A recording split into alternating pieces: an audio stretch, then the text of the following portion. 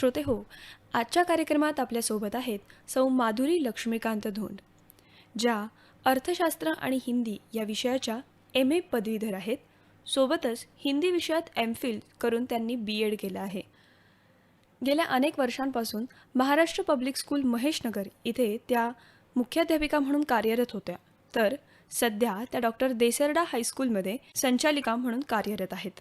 शिक्षक आणि मुख्याध्यापक म्हणून काम करत असताना विद्यार्थी आणि पालकांच्या समुपदेशनाचं काम त्या गेल्या 25 वर्षांपासून करतात.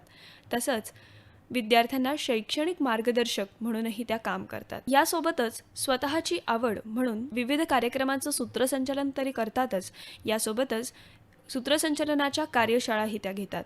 गरीब वस्तीतील विद्यार्थ्यांसाठी शैक्षणिक विषयाच्या परीक्षेसाठी मार्गदर्शन करण्याचं कामही त्यांनी बऱ्याचदा केलं आहे. संस्कार भारती, भारतीय शिक्षण मंडळ, स्त्री जागरण मंच, परिवर्तन नाट्य संस्था अशा विविध संस्थांशी त्या संलग्नित आहेत. महाराष्ट्र शिक्षण मंडळ तसेच विविध संस्थांच्या वतीने त्यांना आदर्श शिक्षक पुरस्काराने सन्मानित करण्यात आलेलं आहे. भारतामधल्या नावाजल्या गेलेल्या अनेक मासिकांपैकी एक फेमिना मध्ये एक विशेष व्यक्ती म्हणून एक कव्हर स्टोरी मुलाखत त्यांची प्रसिद्धही झाली होती. तर अशा सौ माधुरी लक्ष्मीकांत धोंड आज आपल्यासोबत या आपल्या नवरात्री विशेष कार्यक्रमात आहेत. श्रोते हो, नमस्कार. शक्तिरूपिणी नमोस्तुते या कार्यक्रमात मी ऋतिका महाजन तुम्हा सर्वांचं सहर्ष स्वागत करते. आज आपल्यासोबत या कार्यक्रमात आहेत माधुरी धोंड मॅडम. मॅडम, मी सर्वप्रथम तुमचं कार्यक्रमामध्ये स्वागत करते. नमस्कार. तर हे नाव बऱ्याच जणांना माहिती आहे. आमच्या शाळेच्या शिक्षिका, आमच्या मुख्याध्यापिका, आमच्या मॅडम या नावाने खूप जण तुम्हाला ओळखतात. पण आज तुमचा हा प्रवास कसा झाला आणि आजपर्यंत तुम्ही शिक्षण क्षेत्रात इतके वर्ष झाले काम करताय, तर तुमचे अनुभव आज आम्हाला तुमच्याकडून समजून घ्यायचे आहेत. आणि ही मुलाखत खरंच खूप छान पद्धतीने व्हावी यासाठी आपण छान प्रकारे एक सुरुवात करूयात. तर मॅडम, मला पहिलेच तुम्हाला असं विचारायचं आहे की शिक्षण क्षेत्राचा तुमचा हा प्रवास कसा सुरू झाला? वा, शिक्षण क्षेत्राचा माझा प्रवास कसा सुरू झाला याचा जेव्हा मी विचार करते, तत्पूर्वी मला थोडंसं त्याच्या आधीच्या प्रवासाविषयी बोलणं मला आवश्यक वाटतं. नक्कीच. BA असतेवेळेसच माझं लग्न झालं. एका तालुका प्लेसमध्ये. पुढच्या उच्च शिक्षणाची सोय नसल्यामुळे मी पुढे शिक्षण घेऊ शकले नाही. फायनलला असते वेळेस लग्न झालं आणि औरंगाबादला मी आले. आणि आल्यानंतर तिथे मी माझे पुढचं शिक्षण पूर्ण केलं. आधी पोस्ट ग्रॅज्युएशन केलं, MA इकॉनॉमिक्स केलं, मग MPhil इकॉनॉमिक्स माझ्या घरच्या लग्नानंतरच्या सगळ्या समस्यामुळे मग सोडावं लागलं. मग MA हिंदी केलं. त्यानंतर MPhil हिंदी मी युनिव्हर्सिटी 3rd होते आणि त्यानंतर BEd केलं.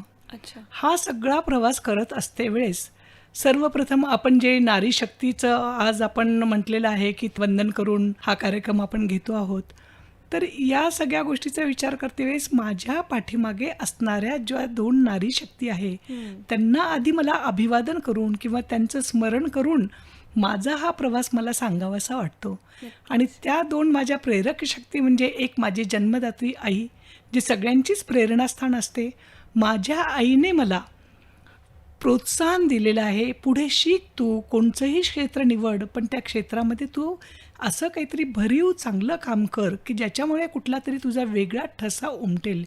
जी माझी आई फक्त 4थी पास होती आणि तिला प्रचंड शिक्षणाची आवड, जे मला मिळालेलं नाही ते माझ्या मुलीनं करून दाखवावं अशी तिची प्रामाणिक इच्छा. त्यामुळे तिचे मला प्रत्येक वेळेसचं प्रोत्साहन आणि काय चाललंय याविषयी जाणून घेणं, यामुळे मला खरोखरच तिला नमन करावं वाटतं की तिच्यामुळे माझा हा प्रवास झाला. आणि अजून एक आहे, आई तर सगळ्यांना सहकार्य करते, प्रोत्साहन देते, पण माझ्या लग्नानंतर माझ्या सासूनीही मला तेवढाच पाठिंबा दिला, सहकार्य केलं. आणि प्रत्येक वेळ शिक्षणासाठी नवीन लग्न झालेली मी घरामध्ये आलेली, घरातले सगळे सण वार, देव धर्म, येणारे जाणारे पाहुणे, हे सगळं असते वेळेस देखील वेळ आली की माधुरी तुझा अभ्यास करत बसतो, तू इकडे लक्ष घालू नकोस, असं म्हणून त्यांनी जे मला सहकार्य केलं. तर त्या काळातलं ज्याचं वय जे होतं ते 70ला असलेलं, एका जनरेशनचा पिढीचा गॅप असलेली माझी सासू मला समजून घेऊन तिनं मला सहकार्य केलं आणि प्रोत्साहन केलं. या दोन्हीही नारी शक्तीमुळे मी आता माझा प्रवास इथपर्यंत करू शकलेली आहे. आणि अशी मी लग्नाच्या वेळेस एवढं शिक्षण घेतलेली आणि मग पुढे मी शिकत राहिले. ते MPhil केलं, BEd केलं. खरं म्हणजे ना, मला असं कुठं वाटलंच नाही की मला शिक्षक वगैरे व्हायचं आहे म्हणून. माझ्या मनामध्ये एकतर असं वाटलं होतं की मला तर एकतर बँक मॅनेजर व्हायचं, नाही तर मला वकील व्हायचं. हे 2 स्वप्न माझ्याशी होते. पण लग्नानंतर येते एकंदर सगळं आम्ही विचार करून वगैरे माझ्या पतींची बोलणं झाल्यानंतर म्हणजे आम्ही असं ठरवलं की 2 गव्हर्नमेंट सॅलरी एका कुटुंबामध्ये येऊ द्यायच्या नाही. जिथं आवश्यक असेल त्या ठिकाणी ते म्हणजे ठीक आहे, गरज आहे तिथं वेगळी गोष्ट आहे. पण जर काय एक माणूस कमावता आहे आणि केवळ हाऊस म्हणून, टाइमपास म्हणून किंवा आता काय करायचं म्हणून गव्हर्नमेंटच्या सर्व्हिस करायचं, म्हणजे बेरोजगारीचा जो इकॉनॉमिक्समधला सिद्धांत आहे तर तोच असं पुढे येतो. आणि मग आम्ही 2 गव्हर्नमेंट सॅलरी आणायच्या नाहीत आणि नोकरी करायची नाही हे ठरवलं होतं, म्हणून मी शिकत गेले. पण काय झालं की पुढे आल्यानंतर मग असं सगळ्यांना वाटायला लागलं, अरे बापरे एवढी शिकलेली आहे आणि काही नोकरी लागत नाही, इतके गरीब बापुडा प्राण्यासारखं माझ्याकडची अवस्था झाली. आणि मग काहीतरी असं हे केल्यानंतर मग अशाच वेळामध्ये मला इथे महाराष्ट्र पब्लिक स्कूलमधून विचारणा झाली. आणि त्यावेळेस मी विचार केला ही एक विनाअनुदानित संस्था आहे, याच्यावर काही कुठलं गव्हर्नमेंट सॅलरी येणार नाही मग असं. आणि सर्वात महत्त्वाची गोष्ट, मी एवढं शिकलेली आहे की मला समाजामध्ये बऱ्याच अशा गोष्टी मला कळत होत्या, दिसत होत्या. आणि मला असं वाटलं की खरोखरच मुलांना चांगलं शिक्षण मिळण्यासाठी किंवा आपल्या ज्ञानाचा उपयोग होण्यासाठी आपल्याला थोडीशी तरी म्हणजे बाहेर पडण्याची गरज आहे. आणि यासाठी अगदी असं काही गरजेचं नाही की नोकरी करावं म्हणून. मग मी कॉलनीतल्या मुलांना शिकवायचे, कॉलनीतल्या बायकांना, कामवाल्या बायकांच्या मुलांना शिकवायचे. अशा वेळेस मग ते महाराष्ट्र पब्लिक स्कूलमधून मला विचारणा झाली आणि मग मी सहज तिथं हो म्हणून सांगितलं. म्हटलं काही महिने तुम्हाला जोपर्यंत तुमचा पर्यायी कॅन्डिडेट मिळत नाही तोपर्यंत मी करेल असं म्हटलं. माझंही मन तिथं रुजलं आणि त्या मुलांमध्ये मी गुंतत गेले. आणि मग छान प्रमाणे मग तिथं एक म्हणजे वकील होणारी मी किंवा बँक मॅनेजर म्हणून मला करायची इच्छा असलेली मी एक शिक्षक म्हणून हे आले. आणि मला खूप अभिमान वाटायला लागला की मला माझे हे मुलं माझ्यावर इतके जीव लावतात, इतकं छान हे करतात. त्यानंतर मी आझाद कॉलेजमध्ये पण लेक्चरर म्हणून होते. जवळजवळ 4 ते 5 वर्ष मी तिथे लेक्चरशिप केली. आणि सिनियर कॉलेज, ज्युनियर कॉलेजला मी शिकवायचे. पण बरेचदा असं लक्षात आलं की अरे मी हे काय करते, कशासाठी करते, ह्या मुलांना माझी गरज नाही आहे. ज्या मुलांना माझी गरज आहे तिथंच मी खरं जायला पाहिजे. मग अगदी फार मोठ्या म्हणजे सन्मानाने मी ती नोकरी सोडली आणि पुन्हा मी या शाळेमध्ये होतेच, ती कंटिन्यू पुढे करत राहिले. जवळजवळ 10-12 वर्ष शिक्षक म्हणून मी तिथे राहिले. नक्कीच मॅडम, जसं तुम्ही म्हटलात की तुम्हाला काहीतरी वेगळं व्हायचं होतं, पण एक शिक्षक जेव्हा आपल्या लहान मुलांना शिकवत असतो तेव्हा तो अनेक भूमिका करत असतो. जर मुलं लहान असतील तर शिक्षकाला त्याची आई व्हावं लागतं. तुम्ही जसं म्हटलात की अगदी तुम्हाला बरोबर. वकील व्हायचं होतं, त्यांना एखादी गोष्ट समजावून पटवून देताना वकीलही व्हावं लागतं, तो कधी डॉक्टरही व्हावं लागतं. अशा अनेक भूमिका एका शिक्षकालाच निभवायच्या असतात. त्यामुळे तुमचं स्वप्न असं नाही तर तशा प्रकारे पूर्ण बरोबर झालं आहे. असं म्हणता येईल आपल्याला. अगदी बरोबर. बरं मॅडम, एक समुपदेशन सुद्धा तुम्ही करता. बरोबर. तर आजकालच्या मुलांचे म्हणजे तुम्ही जेव्हा लहान होतात किंवा तुम्ही आधीच्या थोड्या पिढीला सुद्धा शिकवलत आणि आत्ता तुम्ही समुपदेशनही करतात, पिढीनुसार मुलांचे हे प्रश्न बदललेत असं वाटतं का? खूप चांगला प्रश्न विचारलेला आहे. कसं आहे, मी शाळेमध्ये जवळजवळ 12 ते 13 वर्ष शिक्षिका म्हणून होते. त्यानंतर जवळजवळ 20 ते 21 वर्ष मी मुख्याध्यापक आणि प्रशासक ह्या दोन्ही भूमिका केलेल्या होत्या. ज्यावेळेस शिक्षिका होते त्यावेळेस मुलं जवळून पाहिलेले होते आणि मुख्याध्यापक झाल्यानंतर देखील विद्यार्थी, त्याच्यानंतर शिक्षक आणि पालक हे देखील अगदी खूप जवळून पाहायला मिळाले. आणि त्यावेळेस जेव्हा शिकवत असते वेळेस असं लक्षात आलं की मुलांचे आणि आताच्या पिढीतले प्रश्न खूप बदललेले आहेत. म्हणजे त्यावेळेस मुलांचे प्रश्न बदलले म्हणजे काय आहे की 2 स्तरावरचे प्रश्न, एक अभ्यासविषयक प्रश्न आणि दुसरे जे आहे तर सामाजिकतेचे किंवा नैतिकतेचे प्रश्न. तर ह्या दोन्ही गोष्टी बराचसा त्याच्यामध्ये बदल झालेला आहे. ज्यावेळेस शाळेमध्ये शिकवायचे त्यावेळेस लक्षात आलं की मुलांचे प्रश्न फक्त अभ्यास आणि अभ्यासच असायचे. आणि त्यावेळेस येते की मुलांना या स्तरावरून उच्च स्तरावर कसं न्यायचं, तर हा मेन प्रश्न होता. पण त्यावेळेसच्या ह्याच्यामध्ये अभ्यासक्रम, परीक्षा पद्धती या सगळ्या गोष्टी आणि इतर त्यांचे सामाजिक गोष्टी त्यांच्यामध्ये इन्व्हॉल्व्ह झालेल्या नव्हत्या किंवा सोशल मीडिया हा त्याच्यामध्ये फार इन्व्हॉल्व्ह झालेला नव्हता. तर आधीच्या याच्यामधले मुलांचे प्रश्न अभ्यासापुरते मर्यादित होते. मग त्यांना ते जरा फिजिकल एक्सरसाइज करा, तुमचं आरोग्य, तुमचं खाणं-पिणं आणि डिसिप्लिन या आणि अशाच गोष्टी होत्या. हो. पण आज ज्यावेळेस आपण विचार करतो त्यावेळेस मुलांचे प्रश्न बदललेले आहेत. त्यांचं मानसिक आरोग्य देखील अजून बदललेलं आहे. या जनरेशनमध्ये चांगले आणि काही थोडेसे कमी चांगले म्हणता येईल, वाईट कुठलेच नाही आहे. पण असे देखील प्रश्न निर्माण झालेले आहेत. खरं म्हणजे ही पिढी हुशार आहे, येणारी पिढी हुशार आहे, टेक्नॉलॉजीच्या ह्याने ती खूप पुढे गेलेली आहे आणि त्यांच्या या गोष्टीला उत्तर देणं ते देखील अगदी शिक्षकांना चॅलेंजिंग झालेलं आहे. हो. पण सर्वात महत्त्वाची गोष्ट म्हणजे टेक्नॉलॉजीचा जर का चांगला उपयोग केला तर त्यांचं शारीरिक आणि मानसिक आरोग्य चांगलं राहतं किंवा सामाजिक आरोग्यावर त्याचा परिणाम होत नाही. पण त्याचा जर का गॅजेटचा किंवा त्या टेक्नॉलॉजीचा दुरुपयोग केला तर त्याचा परिणाम मात्र मोठ्या प्रमाणावर दिसून येतो.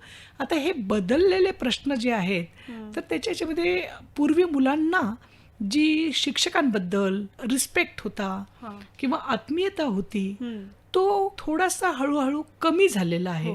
आता शिक्षकाचं क्षेत्र त्यांचा वास झालेला आहे.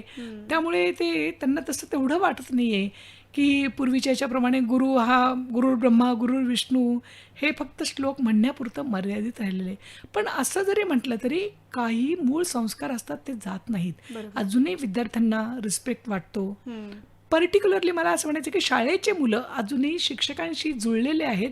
शाळेच्या वर जेव्हा उच्च शिक्षण घ्यायला जातात त्यावेळेस त्यांचा थोडासा त्यांच्यामधलं डिस्टन्स वाढलेलं असतं आणि त्यामुळे थोडासा बदल जाणवतं ते. नक्कीच.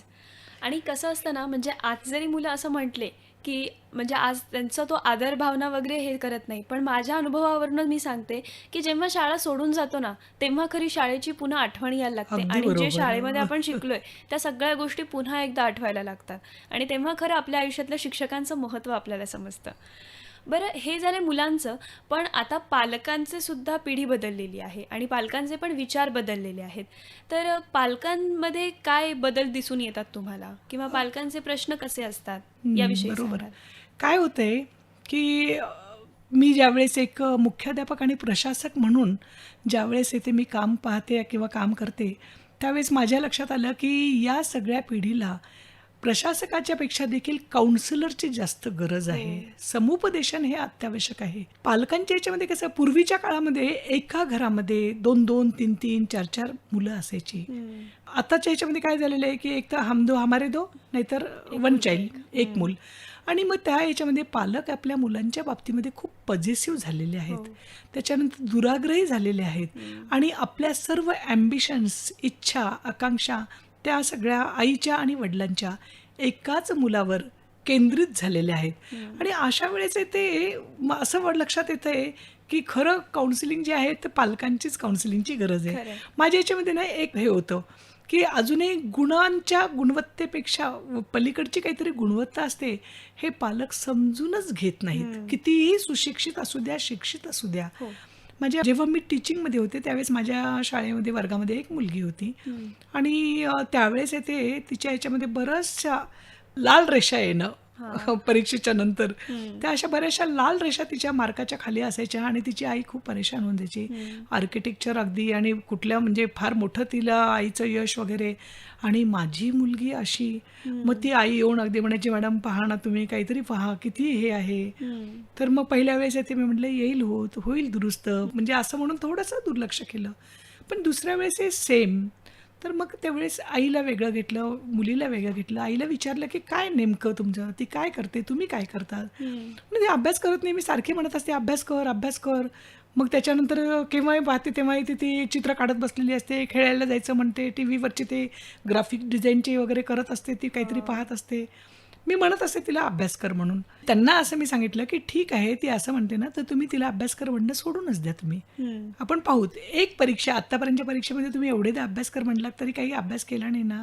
एक परीक्षा तुम्ही तिची सोडून द्या. सगळ्या विषयामध्ये लाल रेषा येणारच आहेत हे तुमच्या मनामध्ये तुम्ही ठरवून टाका आणि मग तुम्ही येते सोडून द्या म्हटलं आणि माझ्यावर सोडा.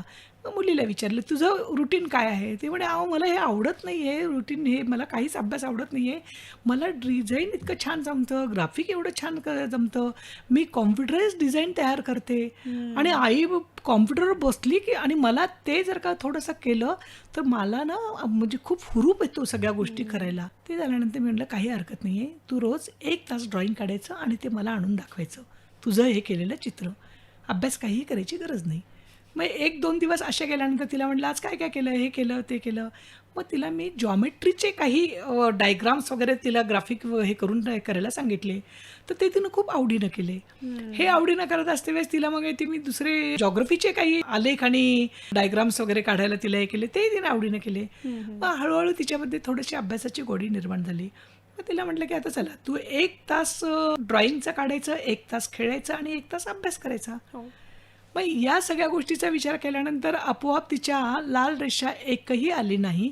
जी मुलगी 25% होती ती 40 to 45% पर्यंत आली. आणि मग काय, आईच्या डोळ्यातून गळगळा अश्रू येत होते आणि ती म्हणे, हे कसं केलं तुम्ही? मी तर 1 महिना तिला अगदी वाया गेली म्हणून सोडून दिलं, आता 0% रिझल्ट येईल असं हे केलं. मी म्हणते पालकांना की त्यांना त्यांच्या आवडीच्या क्षेत्रामध्ये काम करू द्या. प्रत्येक मुलाने डॉक्टर किंवा इंजिनियरच बनावायचं असं नाही आहे. एवढं व्हास्ट आहे, एवढं क्षेत्र अनेक आहेत. या अनेक क्षेत्रामध्ये त्यांना काम करू द्या. जर सगळे डॉक्टर इंजिनियर बनले असते तर लता मंगेशकर कोणी बनले नसतं किंवा एम ए पुसेने कोणी झालेला नसता किंवा एखादी आपल्याच ह्याच्यातली पार्वती दत्ता म्हणा किंवा सोनाली मानसिंग वगैरे अशा ज्या नृत्यांगणा आहेत पुढे झाल्या नसता. जगाला सगळ्याच याची गरज आहे. नुसते डॉक्टर आणि इंजिनियरनी जग चालणार नाही. हे जेव्हा त्यांना पालकांच्या मीटिंगमध्ये किंवा याच्यामध्ये सांगितलं त्यावेळेस त्यांना थोडंसं कळतं आणि मग ते मुलांच्या मागे कुठेही अभ्यास करा म्हणून लागत नाही, पण तरीही थोडंसं असतंच ते. मग आम्ही एवढं हे केलेलं आहे, मग आमच्या मुलांनी असं हे व्हावं का, असं व्हावं का, पण बरंच हे झालंय. माझी एक विद्यार्थिनी असं वाटतं की सगळे मेरिटमध्ये आले की ते मेडिकल आणि इंजिनिअरिंगला जाणार. ती माझी विद्यार्थिनी आहे जी मेरिटमध्ये आलेली होती आणि अशा वेळेस येते तिनं चक्क आणि चक्क आर्ट साईड घेतली, कारण तिने सांगितलं मला UPSCची एक्झाम द्यायची आहे. मग त्याच्यानंतर मग शेवटी आईनं फारच ते अगदी पाठीमागे दोषा लावला. मग ती म्हणे, बरं बाई मी कॉमर्स घेते म्हणे. मग तिनं कॉमर्स घेतली, CA केलं, CA फाउंडेशनची ती अध्यक्ष म्हणून हे केली आणि आज नंबर 1ची ती CA आहे, स्वतंत्र व्यवसाय करणारी अशी. म्हणजे हे जर का थोडं मुलांना समजून घेतलं तर असं होऊ शकतं. पालकांचे बदललेले प्रश्न, खरं म्हणजे पालकांचं समुपदेशन आणि पालकांचे प्रश्न याच्यावर जर का बोलायला गेलं तर 1 तासभर तर त्याच्यावरच होईल. तो एक वेगळाच विषय आहे की पालक पाल्य यांचं काउन्सिलिंग किंवा यांचे प्रश्न. तर असे बरेच प्रश्न पालकांसमोर येतात आणि त्याप्रमाणे पालकांच्या याच्यामध्ये पॉझिटिव्हनेस वाढलेला आहे, पण सांगितल्यानंतर थोडंसं त्यांच्या काही जणांच्या लक्षात येतं, काही जणांच्या नाही येत. मग काही जण मुलं ऐकतच नाही म्हटल्यानंतर ठीक आहे बाबा, ज्याला जसं करायचं तसं करू द्या. त्याच्यानंतर आता मध्ये तर काय झालं की ऑनलाईन झालं आणि ऑनलाईनमुळे तर अजून समस्या खूप निर्माण झाल्या आणि पालकांचे प्रश्न पण अजूनच खूपच वाढले. मग त्या ह्याच्यामध्ये मग ऑनलाईनवर बरं काय झालेलं की मुलं टेक्नोसेव्ही झाली पण पालक नाही झाले. त्यामुळे नेमके ते काय करतायत हे काही पालकांना नाही. मग मुलांना ते घेऊन येतात की आता हा ऑनलाईन तर बसलेला असतो पण तो इथे आम्ही गेल्यानंतर तो काय करतो, पटकन काहीतरी हे चेंज करून देतो आणि मग आम्हाला असं वाटतं की तो अभ्यासच करतोय. मग एकदा केव्हा तरी असं केलं ना, मग आता ह्याच्यावर काय करायचं, मग त्या गॅजेटपासून त्यांना दूर कसं ठेवायचं.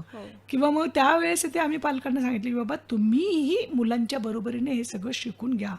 मुलं काय हाईड करतात किंवा कुठले ॲप्स डाउनलोड करतायत किंवा कुठल्या साईटवर ते असतात हे पालकांना शिकणं गरजेचं आहे. मग त्यासाठी म्हणून थोडंसं पालकांचं देखील आम्ही जरा कार्यशाळा घेतली आणि हे केलेलं आहे. पण एकंदरीत कसं आहे, आपण म्हणतो की ही तरुण पिढी जास्त बेजबाबदार आहे वगैरे, असं नाहीये. त्यांच्यामध्ये जबाबदारीची जाणीव आहे.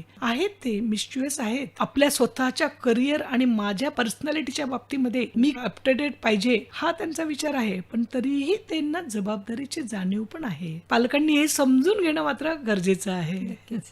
मॅडम तुम्ही आत्ता बोलता बोलता आपला कोरोना काळ आणि ऑनलाईन शिक्षण हा वगैरे प्रकार बोललात आणि त्यानंतर बरीच मुलं आज अशी आहेत, अगदी 20% अशी मुलं आहेत की ते व्यवस्थित लिहितात वाचतात. जास्त करून जो आत्ताचा 1ली ते 4थीचा जो गट आहे त्यांच्यामध्ये हा प्रकार खूप दिसून येतोय. मग आता ह्या सगळ्यांना आपल्या मुख्य शिक्षणाच्या प्रवाहात आणण्यासाठी आपल्या शिक्षण पद्धतीमध्ये आणखीन काय बदल, एक शिक्षक म्हणून काय बदल अपेक्षित आहे? खूप खूप चांगला प्रश्न आहे हा. सध्या सर्व शाळांमध्ये आणि सर्व पालकांमध्ये आणि शिक्षकांमध्ये मेजर हाच प्रश्न आहे की या मुलांना सध्या आता एक माझ्याकडे माझी कामवाली आली होती, तर तिचा मुलगा मोबाईलवर काहीतरी खेळत बसला होता. तर मी त्याला ते माझ्याकडे हितोपदेशचं पुस्तक होतं आणि मी ते काढून त्या मुलाला वाचायला दिलं आणि म्हटलं चल रे मोबाईल बाजूला ठेव, हे पुस्तक आई पोळ्या करते ना तोपर्यंत तू येते हे पुस्तक वाच. त्याला काही म्हणजे तो आवाज नाही म्हणला आणि मी इथून ऐकते म्हणलं तुझं. त्याचं 1 नाही 2 नाही. मग मी पुन्हा विचारलं अरे काय झालं, तर काहीच नाही. मग त्याच्या आईने सांगितलं की नाही त्याला वाचता येत नाही. 5वी मध्ये शिकणारा मुलगा, त्याला वाचता येत नाही. म्हणलं चल बरं कसं काय वाचता येत नाही, मी बसते तुझ्याजवळ पाहूत म्हणलं. आणि लिटरली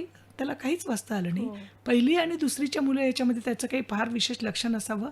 3री 4थी हे 2 वर्ष त्याचे करोना काळात गेलेले की जिथं मुलं ऍक्च्युअली ग्रास्पिंग कॅपॅसिटी त्यांची वाढलेली असते. मग या साधारणपणे 4थी 5वी पर्यंतच्या मुलांना लिहिता येत नाही, वाचता येत नाही, त्याच्यानंतर शुद्ध त्यांना बोलता येत नाही. त्याचबरोबर त्यांना गणित हे जे आहे बेरीज वजाबाकी हे छोट्या छोट्या गोष्टी असतात तर त्या देखील त्यांना काहीच करता येत नाही, पाडे वगैरे हे नाही. आता यांना शिक्षणाच्या प्रवाहात आणणं हे असलेलं एक फार मोठं शिक्षकांसमोरचं, शाळेसमोरचं आणि पालकांसमोरचं चॅलेंज आहे. आता आम्ही काय केलेलं आहे की जेव्हा मी म्हटलं की ठीक आहे एक वेगळा प्रयोग करू, आम्ही फर्स्ट स्टँडर्डच्या मुलांना, सेकंड स्टँडर्डच्या मुलांना, 1ली 2रीच्या मुलांना सगळ्यांना एकत्र बसवलं आणि एकत्र बसवून त्यांचं शिशुपाल वर्गाचं जे शिक्षण आहे, जे बाराखडी मुळाक्षर, हे पहिले 1 महिना पूर्ण बाराखडी मुळाक्षर तोंडाने म्हणणे आणि लिहून घेणे हा तो पूर्ण भाग तोच केला. मग त्याच्यानंतर 2ऱ्या महिन्यामध्ये जोडाक्षर, जोड शब्द, पाढे आणि बेरीज आणि वजाबाकी हे सगळं आम्ही ते करून घेतलो.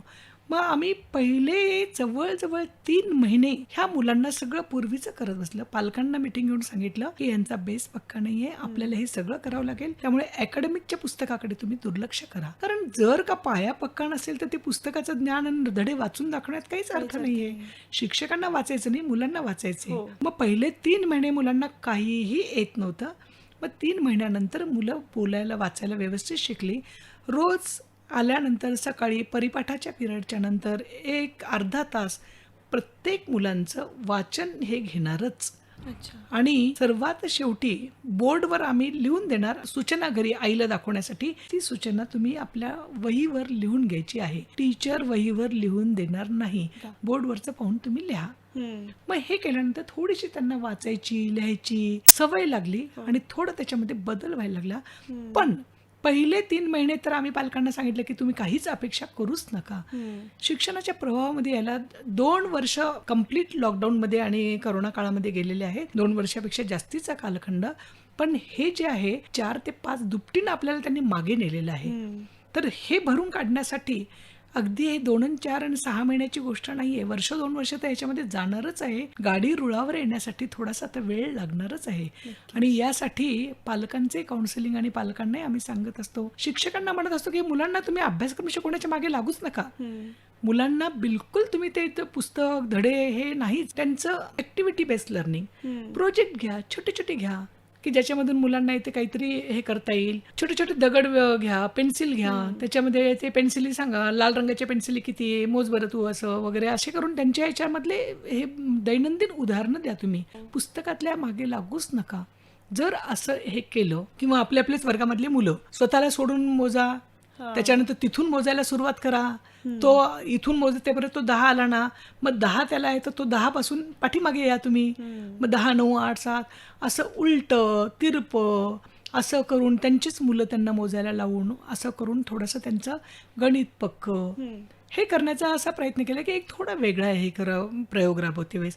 आणि मग अकॅडमिकचं त्यांचं आता आफ्टर 6 मंथ म्हणजे 6 महिने कंप्लीट झाल्यानंतर मग ते अकॅडमिकचं हे करूत आणि पोर्शन जो आहे तो आम्ही जो आवश्यक आहे तो थोडासा ठेवून थोडासा कमी करूत असा विचार हे करतोय. त्यामुळे पालकांना विश्वासात घेतल्यामुळे पालक देखील तसे संतुष्ट आहेत.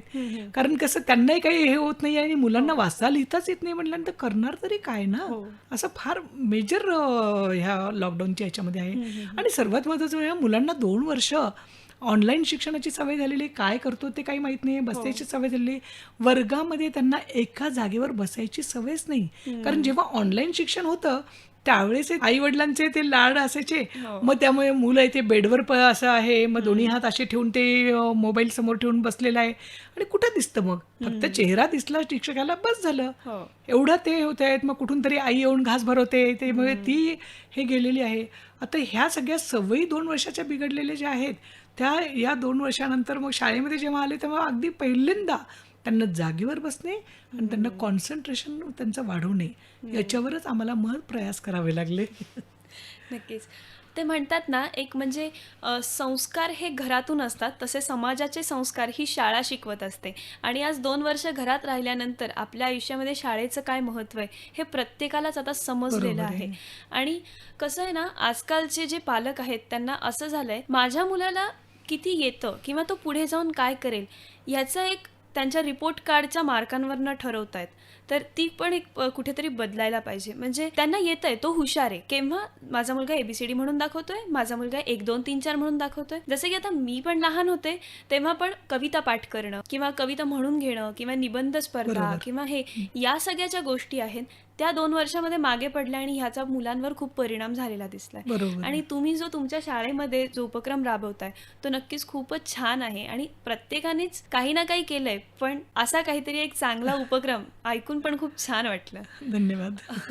मॅडम, तुम्ही गरीब वस्त्यांमध्ये अनेक संस्थांच्या माध्यमांमधून त्या मुलांसाठी सुद्धा तुम्ही काम करता. तर त्या मुलांचे एकंदर जी कौटुंबिक पार्श्वभूमी असते ती बरीच हलाखीची असते आणि त्यांचे प्रश्न पण बरेच असतात. तर त्या मुलांची जी शैक्षणिक प्रगती आहे त्याचं नक्की साधारण प्रमाण किती असतं किंवा ते काही अनुभव सांगाल का? अगदी मला आठवतं की जेव्हा मी शाळेमध्ये शिकवायला जायचे किंवा शाळेमध्ये मी ॲक्च्युली टीचिंगमध्ये होते त्यावेळेस तिथे मुलांना म्हणजे खूप चांगलं ज्ञान मिळायचं, खूप चांगले संस्कार मिळायचे, चांगलं हे व्हायचं. त्याच्यानंतर काय झालं की आपल्या वस्तीतल्या ज्या शाळा आहेत तर त्या मुलांसाठी म्हणून की आलं की हे मुलं 9वी-10वीला आहेत, त्यांना मुलांना काहीच येत नाही, कळत नाही, शाळेमध्ये नाही, आईवडील कामगार आहेत, बरेचदा मुलं देखील कामावर जातात, पण 10वी पास होणं तर त्यांना गरजेचंच आहे.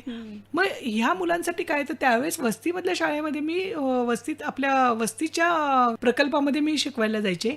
मग आपला संत रोहिदास आरोग्य केंद्र जे आहे मुकुंदवाडीचं ते किंवा ब्रिजवाडीचा प्रकल्प, तर तिथे वगैरे, तर त्या ठिकाणी मी शिकवायला जायचे. आणि मग त्यावेळेस शिकवायचं म्हणजे काय, एवढ्या कमी वेळामध्ये पूर्ण पाठ्यपुस्तक तर शिकून व्हायचं नाही. मग आपल्याला मॅक्झिमम चांगल्यात चांगले मार्क, त्यावेळेस मी म्हणायचे की बाबा तुम्ही एवढे वर्ष ज्ञानार्थी होतात, आता तुम्ही ज्ञानार्थी कमी आणि परीक्षार्थी व्हा. कारण दरवेळेस मी मुलांना ह्या सांगत असे की तुम्ही परीक्षार्थी होऊ नका, तुम्ही ज्ञानार्थी व्हा. पण यांच्या ठिकाणची माझी गरज ही मला भूमिका बदलावी लागली. कारण त्यांना जोपर्यंत परीक्षेमध्ये त्यांना प्रेझेंटेशन करता येणार नाही आणि ते बाहेर पडणार नाहीत चांगलं सर्टिफिकेट घेऊन, तर शेवटी त्यांना पुढे काही वाव मिळणार नाही. यासाठी सांगायचे की तुमचं ज्ञान बाजूला ठेवा, परीक्षार्थी व्हा. म्हणजे पेपर तपासायला, आणि मी त्यावेळेसच मी एक्झामिनर आणि मॉनिटर म्हणून परीक्षा विभागाचं काम केलेलं असल्यामुळे मार्क कुठे मिळतात आणि कुठे जातात हे मला माहीत असायचं. मग मी मार्काचं नियोजन, त्याचबरोबर इथे तपासणारा जो परीक्षक आहे तर त्याच्या मानसिकतेचा विचार करणं, त्या भूमिकेतून मी गेलेली असल्यामुळे मला ती भूमिका चांगली माहिती आहे. मग मी त्यांना सांगायचे की जेव्हा आपण इथे चांगले मार्क घेतो त्यावेळेस अरे वा, लगेच डोक्यामध्ये विचार सुरू होता, अरे वा हा चांगला मुलगा दिसतो आहे. मग तपासते वेळेस त्याचा मार्क देण्याचा कल देखील थोडासा चांगला हे होतो. मग जेव्हा आपण दीर्घोत्तरी वगैरे उत्तरं देतो तर त्यावेळेस देखील मार्क थोडेसे चांगले होतात. आणि एखादा प्रश्न जर का थोडासा कमी चांगला लिहिलेला असेल तर असं वाटतं अरे रे थोडंसं चुकलंय, पण तरी मुलगा चांगला आहे, असं म्हणून तो कल त्याचा चांगलाच होतो. मग हे सगळं त्या मुलांना समजावून सांगणं, परीक्षार्थी व्हायचं म्हणजे असे मार्काचा हिशोब करा तुम्ही, ऑब्जेक्टिव्ह टाईप मार्क जे आहे 100% आपल्या ह्याच्यात मिळतात. हो. तर ते प्रश्न आधी सोडवा. त्यानंतर ज्याच्यामध्ये पैकीच्या पैकी मिळतात लेखन विभाग त्याच्यातले घ्या. दीर्घोत्तरी प्रश्न वगैरे पाठ्यपुस्तकातले घ्या आणि लेखन विभाग शेवटी घ्या, की ज्याच्यामधून तुमचं कल्पना विस्तार आणि स्किल डेव्हलप दिसेल असं, तर त्याला थोडंसं शेवटी घ्या. म्हणजे मग तोपर्यंत ही भूमिका आपली वेगळी तयार होते. असं हे करून वस्तीतल्या मुलांना हे शिक्षण दिलेलं होतं. सर्वात महत्त्वाची गोष्ट त्यांना की बाहेर कुठे कोचिंग क्लासेसला जाणं, खाजगी शिकवणी वर्गाला जाणं परवडणारच नव्हतं. मग यासाठी म्हणून काही महत्त्वाचे धडे कोणते आणि त्या धड्यामधले कुठले कुठले प्रश्न आल्यानंतर कशी उत्तरं लिहायची, तर त्या प्रश्नाचे म्हणजे साधारणपणे भाषा विषय असू द्या किंवा अजून दुसरे कुठले विषय असेल, तर प्रत्येक प्रश्नाचे 3 भाग पाडा. एक तो प्रस्तावनेचा, त्याच्यानंतर विषय प्रतिपादन जसं आपण निबंध लिहितो आणि त्याचा सारांश, ह्या 3 टप्प्यामध्ये आणि मुद्देसूद जर का लिहिले तर प्रत्येक मुद्द्याला मार्क मिळतात आणि निश्चित चांगले मार्क मिळतील. मग ज्यावेळेस ते शाळेमध्ये त्या मुलांचे रिझल्ट देखील, मग मी कसं असतं, आपण जेव्हा एखादं बी लावतो की त्याच्यानंतर मग त्याचं रोप किती वाढले हे पाहायला आपल्याला खूप आनंद मिळतो. तर ह्या मुलांना मी शिकवल्यानंतर त्यांच्या मार्कामध्ये काही भर पडलेली आहे का नाही, त्यांचे प्रिलिमचे मार्क आणि फायनलच्या मार्कामध्ये काही भर आहे का नाही, हे पाहण्यामध्ये मला खूप उत्सुकता असायची. आणि ज्यावेळेस पाहिजे त्यावेळेस ते पालक वगैरे, मग आम्ही मीटिंग वगैरे घ्यायचं, तर त्यांची जवळजवळ 7 ते 12% त्यांची वाढ झालेली असायची. म्हणजे अगदी 40-45चा विद्यार्थी जो आहे तो फर्स्ट क्लासच्या ह्याच्यामध्ये ते सहज पास व्हायचा. आणि हे जे आहे ते की म्हणायचे नाही, तुम्ही सांगितल्याप्रमाणे आम्ही अभ्यास केलेला आहे आणि त्याप्रमाणे केलं. एक साधारणपणे परीक्षेच्या काळाआधी 1-1.5 महिना मी हे कार्यशाळा घ्यायचे. अच्छा. मग ब्रिजवाडी प्रकल्प आणि ही जवळजवळ 15 दिवसाची कार्यशाळा असायची वेगवेगळ्या विषयाची. मी तर सगळेच विषय शिकू शकत नाही. मग अशा वेळेस सेवाभावी काम करणारे आणि शिक्षण विषयक या मुलांची देखील तळमळ आणि कळकळ असणारे, केवळ जा बाबा मी सांगितलं मुख्याध्यापकाने आदेश दिला नाही त्या मुलांना जाऊन शिकून या असं म्हटलं तर ते म्हणतील अरे मुख्याध्यापकाने सांगितले करावंच लागेल असा विचार करतील. पण मग असं नाहीये. ज्यांना खरंच कळकळ आहे, तळमळ आहे आणि या परिस्थितीतून गेलेले आहेत त्या शिक्षकांना मी तिथे पाठवलं आणि खरोखरच त्याचे मला रिझल्ट खूप चांगले दिसले, की आपण या समाजाचं काही देणं लागतो. फूल ना फुलाचा वाटा आपण काहीतरी त्याचा उचलावा आणि त्यांना काहीतरी द्यावं, ही माझी इच्छा होती. की आपण इथे सेवाभावी काहीतरी काम करावं, का आपल्या ज्ञानाचा उपयोग तिथपर्यंत तळागाळापर्यंत पोहोचावा आणि त्यासाठी म्हणून हे केलं आणि त्यांची गुणवत्तेची पातळी उंचावली. आणि खरोखरच सांगते आपल्याला असं वाटतं, पण या वस्तीमधल्या मुलांमध्ये देखील इतक्या काही कलागुण आहेत, इतकं काही त्यांच्यामध्ये वेगळे वेगळे स्किल आहेत, हुशारी तर निश्चितच आहेत.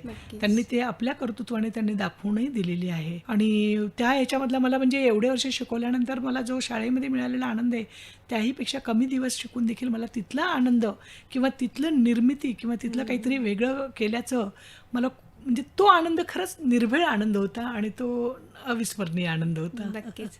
ते म्हणतात ना की हिऱ्याला फक्त हिरा तर असतोच, मात्र त्याला पैलू पैलू पाडणारा हवा.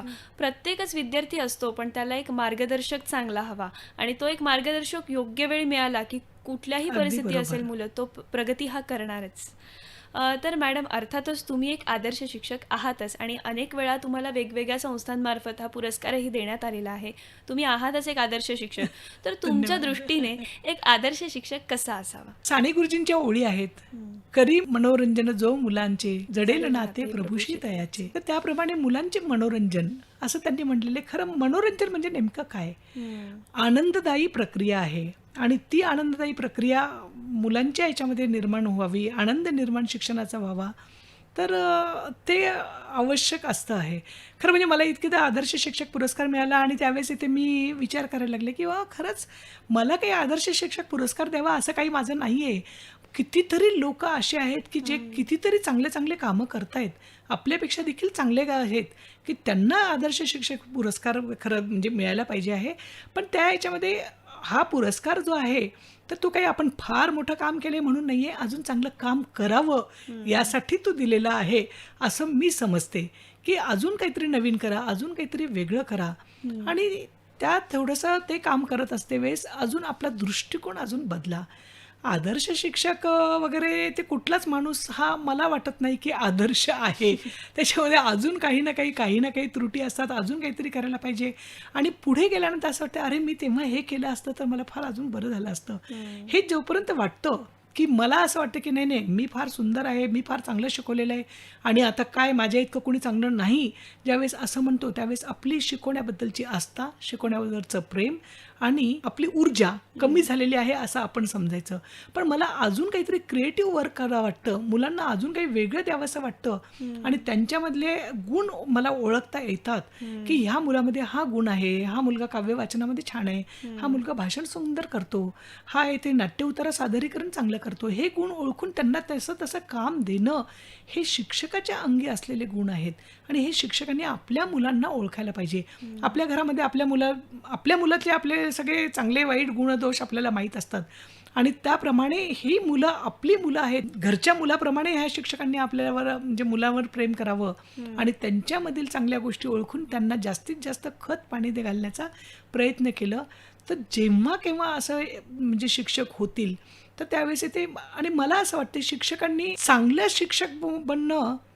शिक्षक मुलांच्या दृष्टीने चांगले शिक्षक बनणं फार सोपं आहे. मी म्हणत असते शिक्षकांना चांगले शिक्षक बनू नका तुम्ही, चांगल्या विद्यार्थ्यांचे शिक्षक तुम्ही बना. जर चांगल्या विद्यार्थ्याचे शिक्षक तुम्ही बनताल तर तुम्ही खरोखर चांगले होताल. चांगलं म्हणण्यासाठी चीप पॉप्युलॅरिटी किंवा मुलांना अगदी अगदी म्हटलं की वा तू खूप छान आहे, अरे किती छान आहे, मुलांची थोडीशी हे केली, चला आज येते आपण ह्या पिक्चरची स्टोरी सांगूत, आज क्रिकेट आवडतं का तुला, क्रिकेट खेळाची आपण माहिती हे करूत, असं हे केल्यानंतर काय मग वा वा वा छान आहेत त्या टीचर. असं नाही आहे. माझी मुलं चांगली व्हावीत यासाठी जो शिक्षक जास्त प्रयत्न करतो तो शिक्षक चांगला शिक्षक होऊ शकतो आणि ते प्रयत्न माझ्या शिक्षकांनी करावेत असं माझा हेतू असतो किंवा माझा इच्छा असते. आदर्श वगैरे वगैरे हे सगळ्या गोष्टी होत असतात कुठेही, पण चांगलं शिक्षक बनण्यासाठी चांगल्या विद्यार्थ्यांचे चांगले शिक्षक बनणं हे केव्हाही जास्त चांगलं आहे. मग त्याच्यासाठी वेगवेगळे उपक्रम विद्यार्थ्यामध्ये राबवा तुम्ही. विद्यार्थ्यामध्ये जे उपक्रमशील शिक्षक असतील चांगले शिक्षक बनू शकतील.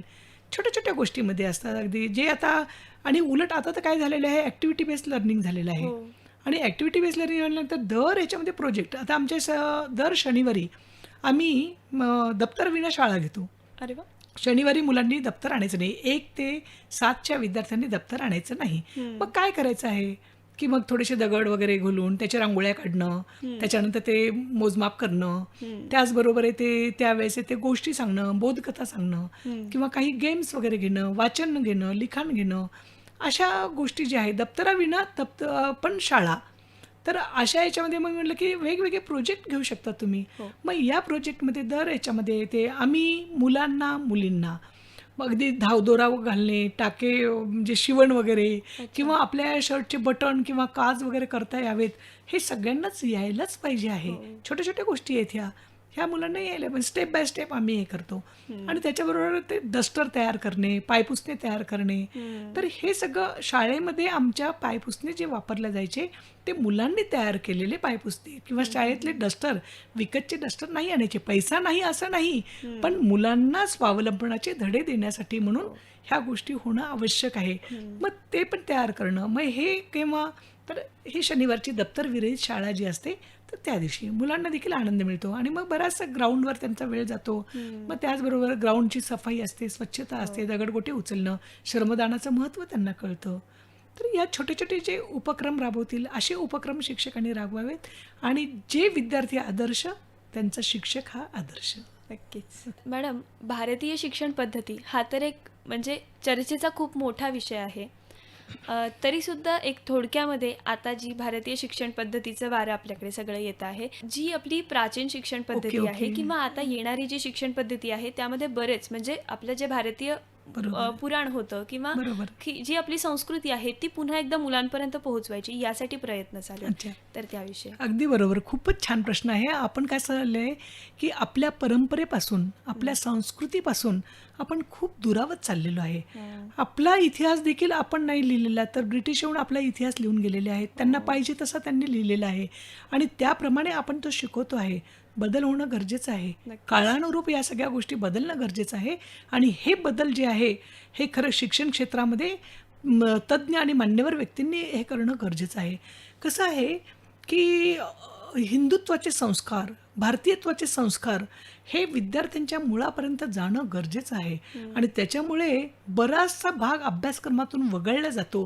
तर हा वगळला जाऊ नये यासाठी देखील प्रयत्न होणं गरजेचं आहे ना. आपले संस्कार तर जोपासलेच पाहिजे आहे. मी तर म्हणेल की मुलांना येते की रामायण आणि महाभारत, कथारूप रामायण आणि कथारूप महाभारत हे शिकवणं देखील गरजेचं आहे. कारण यामधूनच मुलांना येते बालवयामध्ये शौर्याचे संस्कार, आदर्शाचे संस्कार, निर्भीडतेचे संस्कार आणि शिक्षणाचे संस्कार हे सगळे उदाहरणं समोरच आहेत. की एकलव्याचं उदाहरण समोर आहे की द्रोणाचार्यांच्या याच्यामध्ये देखील नसतेवेळेस, म्हणजे ते समोर नसतेवेळेस देखील तो शिकू शकलेला आहे. आजकाल आता कसं झालेलं आहे की आपण पाहतो ना की म्हणजे विद्यार्थ्यांना हे फक्त गाईडन्स दिल्या जाते आहे आणि विद्यार्थी स्वतः गाईड करतो आहे. आता आपल्याकडे अजून शिक्षण पद्धतीमध्ये ना ओपन बुक टेस्ट निघालेलं आहे. पुस्तक समोर ठेवायचं आणि पाहून लिहायचं. तर हे जे आहे की न पाहता लिहिणं वगैरे, तर हे पुन्हा आपल्याकडे पहिलेपासून येते आहे. आपल्याकडे पूर्वी देखील असं होतं की येथे बाबा पुस्तकाचं वाचन करा, पठण करा आणि त्याप्रमाणे येथे प्रेझेंटेशन द्या. तर हे संस्कार आपल्याला गरजेचं आहे आणि हे भारतीयत्वाचे संस्कार रुजवणं गरजेचं आहे. आता पुन्हा एकदा आपले पूर्वीच्या ह्याच्याप्रमाणेच की वेगवेगळे ॲक्टिव्हिटीज जे आहेत आता पुन्हा सुरू झालेले आहे शाळेमध्ये. आता पूर्वी एकमध्ये फॅड होतं, पण आता सगळे कल्चरल ॲक्टिव्हिटीज ज्या आहे, आपल्या ज्या पूर्वीच्या जुन्या रूढी परंपरा ह्या सगळ्या पुढे येत आहेत. आजकाल वेगवेगळे सायन्स एक्झिबिशन विद्यार्थ्यांना करायला देत आहेत. मग त्याच्यासाठी येते मग आपल्या जे गार्गी, मैत्रेयी, त्याच्यानंतर भास्कराचार्य या सगळ्यांचे दालन ओपन करतायत आणि त्याच्यामध्ये गणिताचे वगैरे हे करून तिथे ते प्रेझेंटेशन करतायत. आमच्या शाळेमध्ये आम्ही एक असाच आपले संस्कार जपण्यासाठी म्हणून एक वेगळा उपक्रम घेतला होता. असे वेगळे दालन देत असते वेळेस आम्ही विद्यार्थ्यांना बलुतेदारी पद्धत कशी असते, 12 बलुतेदारी पद्धत कशी असते, तर हे करण्यासाठी 1ली ते 4थी या विद्यार्थ्यांना एक ग्राम वसवायला सांगितलं. खेडच वसवलं त्यांनी. मग कुंभाराचं आळं आलं, त्याच्यानंतर सुतारकामाचं आलं, लोहार आला, सोनार आला, शेतकरी आला आणि मग ते एक शेर धान्य म्हणजे ते देणार. मग ते शेर आले, माप आले, शेर, पावशेर, अर्धा शेर, काय म्हणतात ते छटाक, हातपाव, निवटाक, असे सगळे अगदी वजनं, मापं आणि पूर्ण आम्ही ग्राम आणि बाजार भरवला तिथे. भाजीपाल्याचा बाजार आणि विद्यार्थ्यांनी सगळे तिथं हे करायचे. मग पाव किलो भाजी द्या, हे करा, मग ते पैसे, मग याच्यामधून हिशोब आला. मी म्हटलं पूर्वीच्या काळामध्ये कुठेही गणिताचे हे नव्हते आणि आजकाल आपण मी भाजीवाल्याकडे बसतो, म्हटलं काय शिकलं, काय त्या मुलाला विचारलं, शिक्षणात तो पक्का नसेल पण तो हिशोबामध्ये पक्का, व्यवहाराला पक्का. मग हे ज्ञान आलं कुठून? हे पूर्वापासून चालत आलेलं आहे.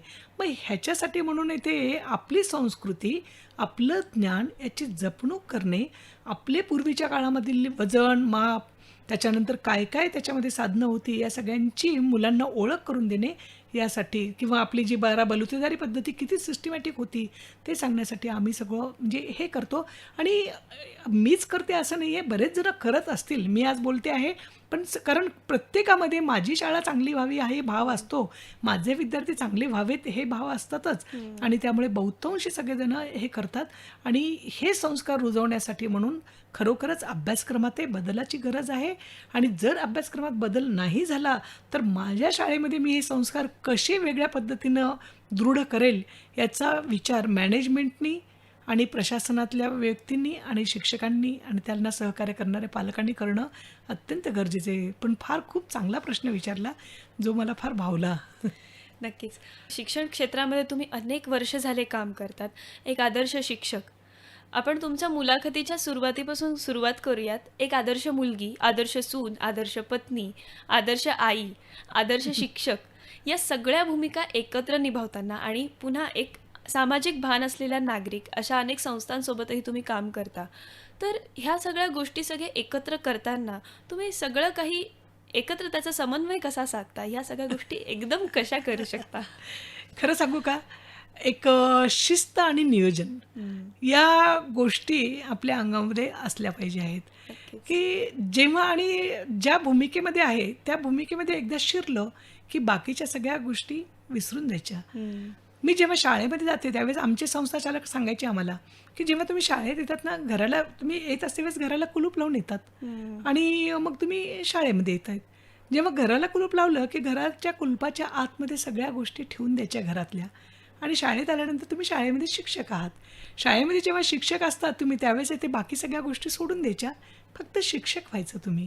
जेव्हा प्रशासनाच्या खुर्चीवर जाऊन बसते, त्यावेळेस शिक्षकाच्या भूमिकेला वर्गातच सोडून यायचं आणि प्रशासक म्हणून यायचं. आणि ज्यावेळेस तुम्ही इथे घरी जाताल, तेव्हा जसं कपाटाला लॉक लावतो आणि हे चावीमध्ये ठेवून आपण जातोय, पण ती चावी ठेवू नका. ती चावी तुमच्याजवळ ठेवा. घरी गेल्यानंतर देखील तुम्ही तेच विचार करा, की उद्या मला ह्या मुलांसाठी काय करायचं आहे, काय नाही. आपल्याला जर का थोडंसं घड्याळ जमलं, नियोजन जमलं, तर सगळं काही हे करू शकतो. बऱ्याच जणाकडे मी म्हणजे कधी म्हणते ना, काय करावं बाबा, वेळच मिळत नाही, वेळच मिळत नाही. अहो, वेळ काय मिळत नाहीये, कितीतरी वेळ आहे आपल्याजवळ. उगे अननेसेसरी आपण वेळ वाया घालवतो. टाईमचं तुम्ही गणित करा. इतके ते इतके वाजेपर्यंत हे तुमचं झालंच पाहिजे. म्हणजे लिटरली माझं सगळं जे आहे, तर मी रेडिओ लावते आणि रेडिओच्या हे आता हे गाण्याचा हा कार्यक्रम संपला, की तोपर्यंत माझी हे कामं व्हायला पाहिजे आहेत. त्याच्यानंतर बातम्या सुरू झाल्या, की मला घराला लॉक लावायचं आहे आणि चप्पल बाहेर घालून निघायचंच आहे. ह्या सगळ्या ह्याचं नियोजन केलं, गणित जमलं, की ते सगळं होतं. आणि एक खरं सांगू का, सर्वात महत्त्वाचं म्हणजे ना, ह्या यंग जनरेशनकडून, या तरुण मुलांकडून किंवा या छोट्या मुलांकडून आपल्याला जी ऊर्जा मिळते, ती ऊर्जा जी आहे, ती सदोदित मी ह्या मुलांमध्ये काम करत असते ना, म्हणून मला खूप ऊर्जा मिळते आणि त्याच्यामुळे ते माझी बॅटरी कायमची चार्ज असते. आणि त्याचबरोबर मला घरातून देखील पूर्ण सहकार्य मिळतं, सपोर्ट मिळतो. त्यामुळे वेगवेगळ्या क्षेत्रामध्ये खरं म्हणजे जर का घरातून सहकार्य आणि सपोर्ट असेल ना, तर ते काम करू शकतो आपण. खरं. नाहीतर नाही करू शकत. सुदैवाने मला माझ्या घरातून खूप चांगला सपोर्ट मिळतो, सगळ्यांचाच मिळतो आणि त्याच्यामुळे ते मी काम करू शकते केव्हाही आणि कितीही कुठलंही काम करण्यासाठी माझी तयारी असते.